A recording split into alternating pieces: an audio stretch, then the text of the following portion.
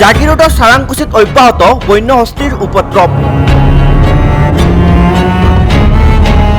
কৃষ্ণমতী বাংঠাই নামৰ এগৰাকীৰ বাসগৃহত আক্ৰমণ বনৰীয়া হাতীৰ।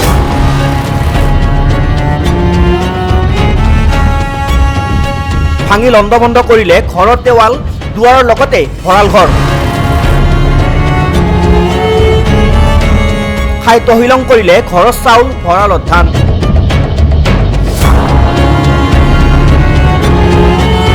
প্ৰথমতে প্ৰাণ ৰক্ষা ঘৰৰ গৰাকীৰ।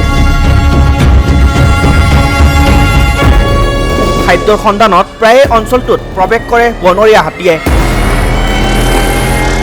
আমি পুনৰবাৰ জনাইছোঁ, জাগিৰোডৰ চাৰাংকুচিত অব্যাহত বন্যহস্তীৰ উপদ্ৰৱ। কৃষ্ণমতী বাংঠাইৰ বাসগৃহত আক্ৰমণ বনৰীয়া হাতীৰ। ভাঙি লণ্ডভণ্ড কৰিলে ঘৰৰ দেৱাল দুৱাৰৰ লগতে ভঁৰাল ঘৰ। খাই তহিলং কৰিলে ঘৰৰ চাউল ভঁৰালত ধান। প্ৰথমতে প্ৰাণ ৰক্ষা ঘৰৰ গৰাকীৰ। খাদ্যৰ সন্ধানত প্ৰায়ে অঞ্চলটোত প্ৰৱেশ কৰে বনৰীয়া হাতীয়ে। মইতো পাবলৈ চাইছো এই কণী পাবাই পিছত গৈ গৈ এবাৰ উখোৱা আছে। পিছতে মই কি কৰো উপায় নাই, ভয়তে কঁপি আছো বিচনাতে। সেই ভগৱান মই কি কৰিম, ক'ত যাম, এনেকে কৰি পিছত মনতে এটা চিন্তা আহিলে। মই দৰ্জাখন খুলি পেলাই লাহেকে খুৱাই পেলাই চালো। পিছত সিপিনে খুন্দিয়াই পিনে ভাগি আছে, মানে ভাগি থাকোঁতে তেতিয়া মই লাহেকে দৰ্জাখন খুলি ওলাই গ'লোগৈ।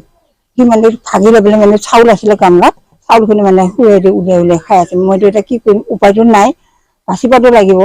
দৌৰি গ'লোগৈ সেই নাতিটোৰ ঘৰত, গৈ পেলাই তাত যোগাযোগ চবে মানে সেইখিনি মই টোপনি 2টা বজাত পিছত উঠি আহিলা। কি হ'ল মই বোলো আমাৰ ঘৰত বোলো আমাৰ বাবাই ৱালখন খুন্দিয়াই পিনে ভাঙি পেলাই চাউল খাই আছে এই বুলি।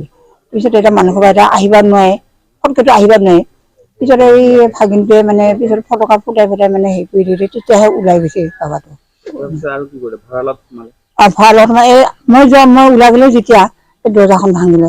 ফেনটোতো বন্ধ কৰি নগ'লো, মানুহ আছে বুলি ভাবিলে সম্ভৱ। দৰ্জাখন ভাঙে, ভাগি কৰি তাৰপিছতে ভঁৰালত ভাঙি কৰি ধানখিনি খালে। খাই মেলি তাৰপিছতে নাযায়। পিছত এটা ভাগিন ল'ৰাটোৱে আকৌ মানুহখিনি ওলাই মেলি ফটকা চটকা ফুটাই হৈ হাল্লা কৰি তেতিয়াহে খেদি পঠিয়াইছিল। পিছত গৈ আকৌ এনেকে ঘূৰি যায় আকৌ গাঁৱৰ মাজত সেই তাত ওলাই থাকে। তাৰমানে 2মাহমান হৈছে নেকি নাপাব নোলে আৰু বাকী সদায় ওলাই। এই 2মাহমান নোলাকে আছিলে, আকৌ আজিৰ পৰা আৰম্ভ কৰিছিলে।